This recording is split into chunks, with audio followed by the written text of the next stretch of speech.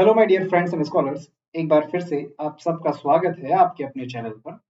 दोस्तों, आज हम लोग हिंडनबर्ग रिसर्च रिपोर्ट जो कि अडानी ग्रुप पर 2 से ढाई महीने पहले रिलीज की गई थी, उससे रिलेटेड कुछ बातों को जानेंगे। कुछ बातें क्या है? पहली बात, हिंडनबर्ग रिसर्च रिपोर्ट में अडानी ग्रुप के ऊपर क्या आरोप लगाया, और सबसे महत्वपूर्ण बात जो मुझे मजबूर की ये वीडियो बनाने के लिए, उनमें इस्तेमाल किए गए शब्दों को लेकर के। आप सबको पता है मेरा चैनल एक लॉ चैनल है, तो आपको उन शब्दों से वाकिफ कराना मेरा कर्तव्य बन गया। तो यहाँ पर 3 शब्द आपको देखने को मिलेगा। जैसे पहला शब्द है उसमें ब्रेजन स्टॉक मैनिपुलेशन। जी हाँ, ब्रेजन स्टॉक मैनिपुलेशन। दूसरा है shell companies, and the third one is a tax haven jurisdiction.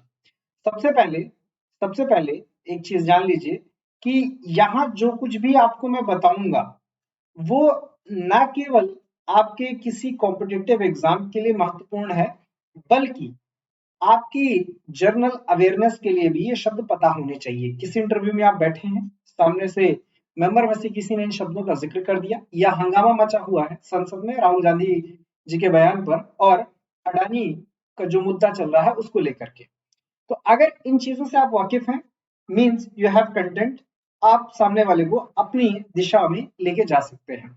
तो without wasting any further time शुरू करते हैं। ये शब्द क्या है?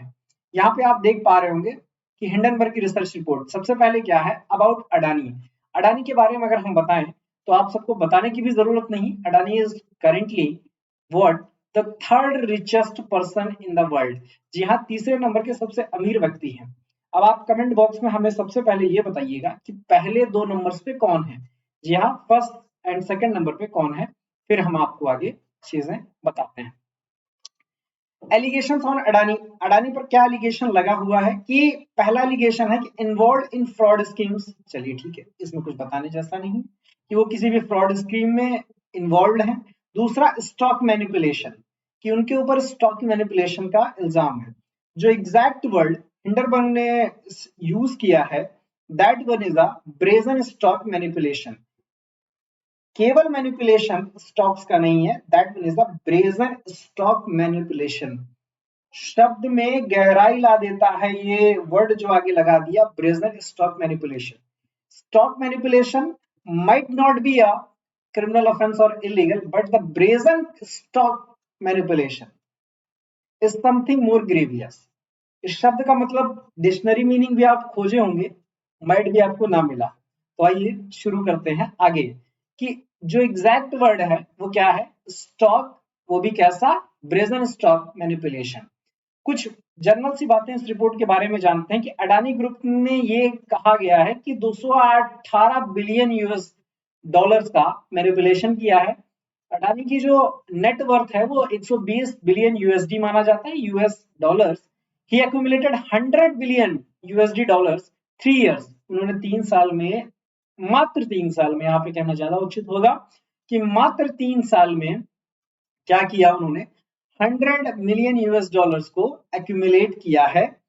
तीसरा, अडानी की 7 ऐसी कंपनियां हैं, जी हाँ 7 ऐसी कंपनियां हैं जिनमें स्पाइक देखने को मिला है 800% प्लस का। जी हाँ, 800% प्लस आपको देखने को मिला, वो भी लास्ट 3 इयर्स में। ऐसा भी नहीं है कि कोई 10-15 साल में, लास्ट 3 इयर्स में ये एक मेजर कंसर्न रहा। जो रिसर्चर्स थे, जो इन्वेस्टिगेटर्स थे अडानी ग्रुप के, उनके लिए। यहां तक बात समझ में आ गई? The reality is that all these 7 companies that brought into a stock hikes up eventually in debt and liquidated pressure।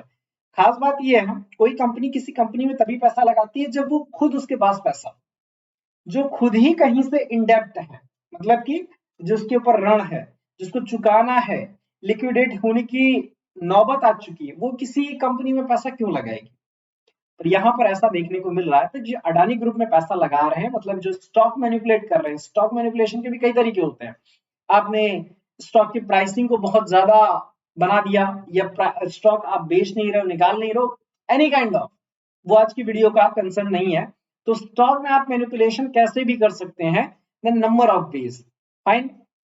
यहाँ पर आपको क्या देखने को मिल रहा है कि वो कंपनियां खुद ही क्या है, घाटे का सौदा कर रही हैं। अब इस रिपोर्ट को लेकर के कुछ और चीजें हैं। पहली चीज क्या है कि ब्रजेश अडानी, जो कि क्या माने जाते हैं, younger brother of Gautam Adani है, उनके ऊपर आरोप ये है कि इन्होंने शेल कंपनीज बनाई बाहर विदेश में, and directorate of revenue intelligence ने इनको एक्यूजिशन भी दिया है, मतलब अक्यूज साबित किया है 2004-5 में गैर कानूनी तरीके से डायमंड इंपोर्ट और एक्सपोर्ट करने के लिए। 2 बार ये अरेस्ट भी हो चुके हैं।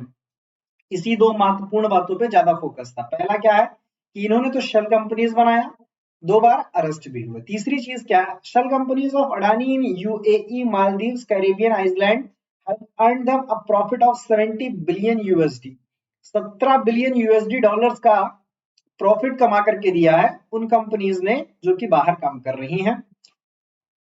जो शेल कंपनीज हैं, यहाँ पे एक शब्द और आ रहा है शेल कंपनीज, ये भी आपको डिफाइन करना है कि शेल कंपनीज से आप क्या समझते हैं, वो भी हम आगे आपको वीडियो में बताएंगे। तीसरा, जो टैक्स हेवन जुरिस्डिक्शन है इन कंट्रीज में, कौन सी कंट्रीज में, यूएई, मालदीव्स, कैरिबियन एंड अन्य कंट्रीज, वहां का इन्होंने फायदा गैर कानूनी तरीके से उठाया है। तीसरी बात इस रिपोर्ट में एक्सप्लेन क्या किया गया है, विनोद अडानी जो कि इनके बड़े भाई हैं, उन कहते हैं कि उनकी अपनी कंपनियां हैं कहाँ, सिंगापुर और यूएई में, बट जब इन्वेस्टिगेशन की गई तो ऐसा पाया गया कि उनका कोई ऐसा ऑपरेशन नहीं है, मतलब वो चालू हालात में नहीं है। अब जो कंपनी चालू हालात में नहीं है वो कहां से पैसा ला रही है, वो पैसा कहीं से तो लाई ना अडानी ग्रुप में लगाने के लिए। जो फाइनेंसर है, जो स्टॉक आपका खरीद रहे हैं, वो कौन है, जो अपना पैसा नहीं है, तो उसका मतलब कहीं ना कहीं से वो ब्लैक पैसा लगाया गया। ये मेजर कंसर्न इस रिपोर्ट में दिखाया गया।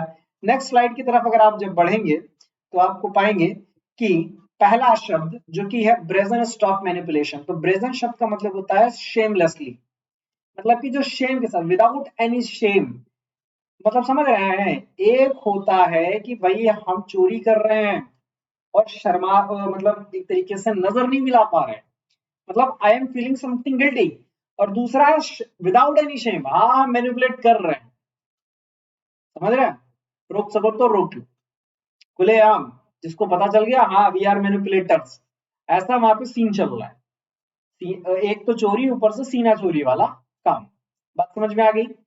दूसरी जो इंपॉर्टेंट चीज थी वो थी आपका शेल कंपनी। शेल कंपनी क्या होती है, ऐसी कंपनी जो अपना कुछ नहीं रखती, मतलब उसकी ना कोई एसेट है, ना कोई ऑपरेशन कर रही है, कुछ भी नहीं कर रही, सिर्फ बस पड़ी हुई है। नो सिग्निफिकेंट एसेट और operation often to obtain financing from beginning businesses, it may hold passive investments. ये किसी कंपनी में जर्नली इनका इस्तेमाल कैसे किया जाता है शेल कंपनीज का, क्योंकि अपना तो कुछ है नहीं, अपना कोई व्यापार कर नहीं रहे, सिर्फ रजिस्ट्रेशन करवा लिया ताकि अगर कहीं पैसा इधर उधर करना पड़े तो इन कंपनीज को इस्तेमाल किया जा सके। जैसा कि आप मूवीज में देखते होंगे कि हाँ नई कंपनी बना दिया, आजकल वो एक वेब सीरीज आई है नाइट मैनेजर, देखा होगा, फट से कंपनी बना दिया, अगर देखिएगा बढ़िया सीरीज है, उसमें जो अनिल कपूर हैं और ये भाई साहब आशिकी 2 वाले, इनका नाम मैं भूल जाता हूँ बार बार, ये एक नाइट मैनेजर, इनकी कंपनी रातों रात बनाई जाती है, क्यों बनाई जाती है वो कारण आपको उस पिक्चर में देखने को मिलेगा, ठीक है, तो ये ध्यान रखिएगा। तो ऐसी कंपनियां जो कि अपना कुछ नहीं रखती हैं उनको क्या कहा जाता है, शेल कंपनीज कहा जाता है। बात समझ में आ गई, बहुत सही। दूसरा चीज, tax haven jurisdiction. Tax haven jurisdiction ऐसी कंपनी जुरिस्डिक्शन इस्तेमाल करती है ऐसे किसी कंट्री में जहां पर मिनिमम टैक्स लाइबिलिटी होती है फॉरेन इंडिविजुअल या बिजनेसेस पे, कि हाँ भाई आपको बहुत थोड़ा सा बिजनेस जो भी आप कर रहे हो उसका टैक्स आपको देना है, या कोई पर्सन है तो उसके ऊपर बहुत छोटी सी रकम लगाई जाती है।